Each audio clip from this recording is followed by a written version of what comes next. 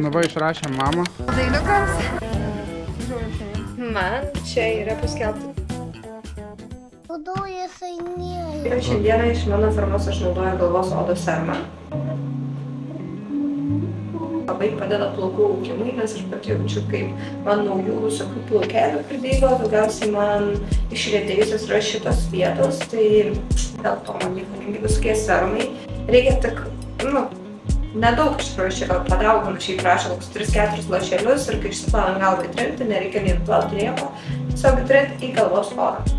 Šiandieną sekmadienis, tai man day off, bet atvažiuos brolis, tai mes važiuosim tikriausiai į Trakus arba kažkur į Elektrėnus, nežinau, kažkur jis mane pavaž.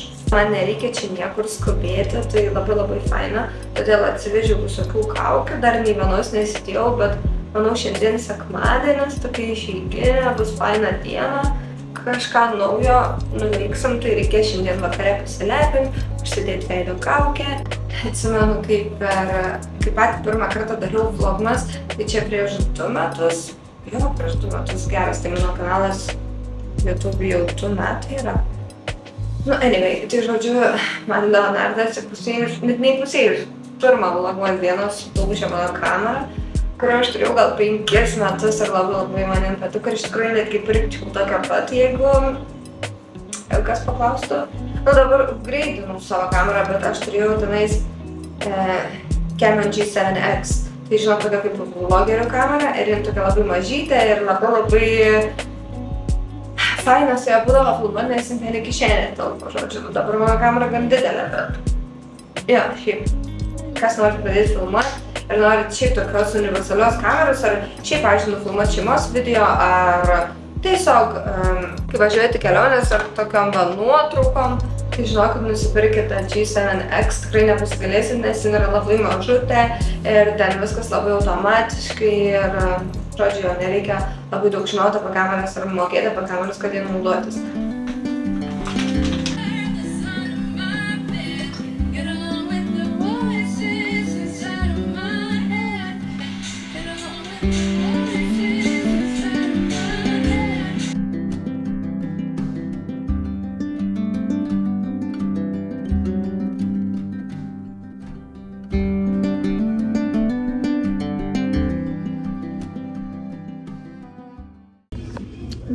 Mes atvažiavom į Vilnių ir dabar esam Downtown Food Hall ir čia yra visokų labai skanių maistų aplinkui ir mes nusipirkom fish and chips, nes brolis sakė, kad fainiai ir skanu.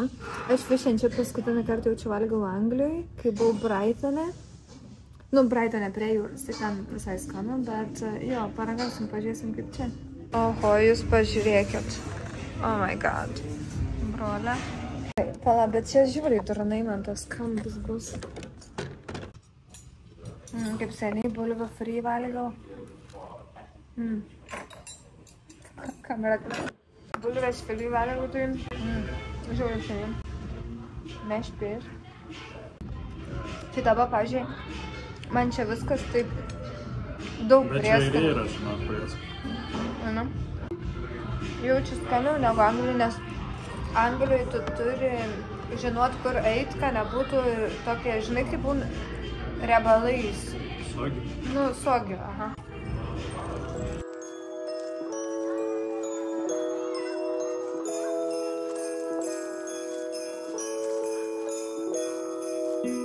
Mes kalėdų mugėj, bet saldainukas Halloween.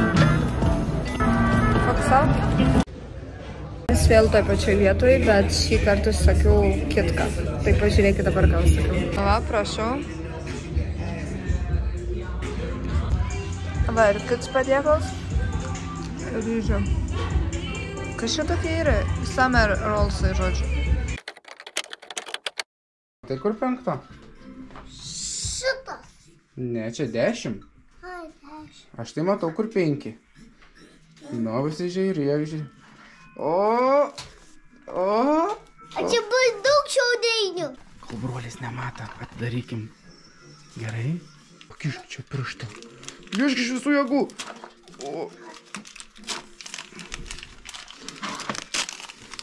Šiek. Šiaudeinių daug.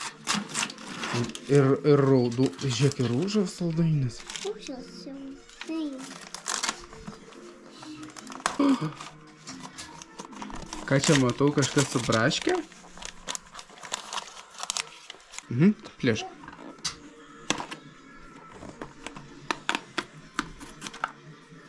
Laikai stipriai? Laiky kažką. O, dabar gali ištraukti.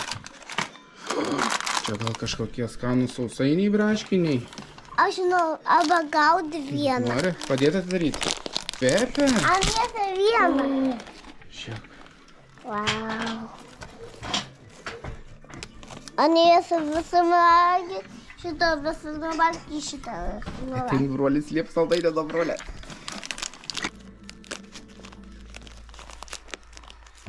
Parodysi? Kokią skonę? Vaškė. Braškė, nu paragauk. O!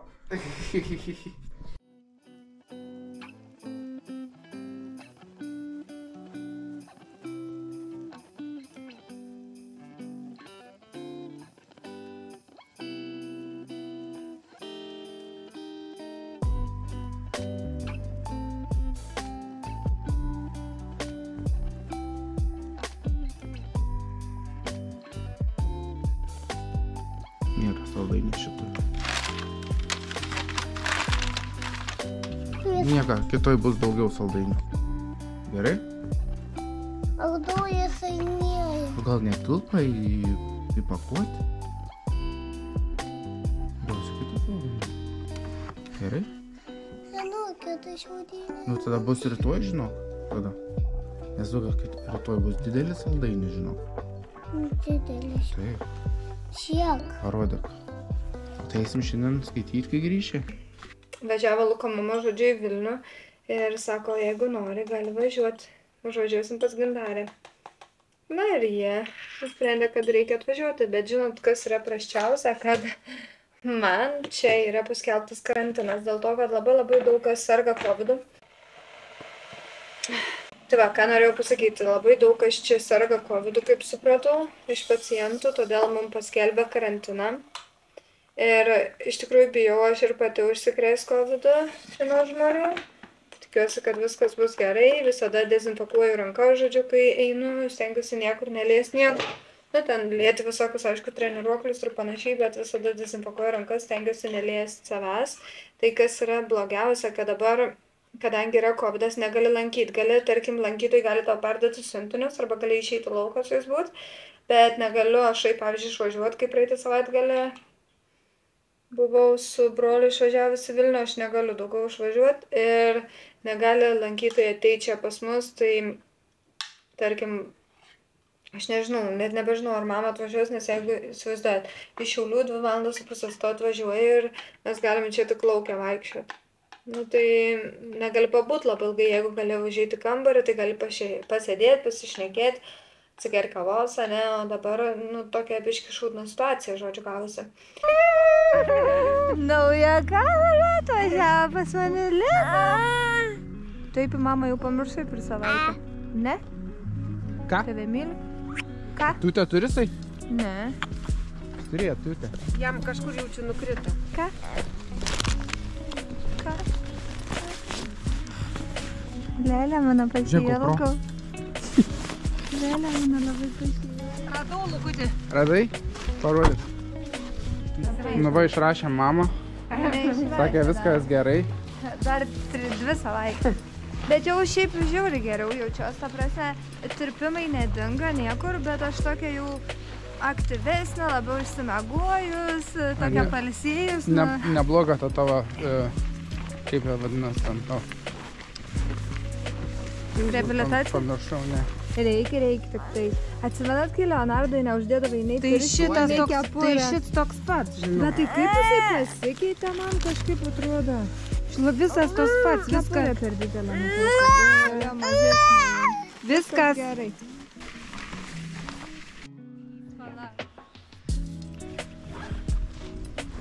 Pala, pasiruošęs?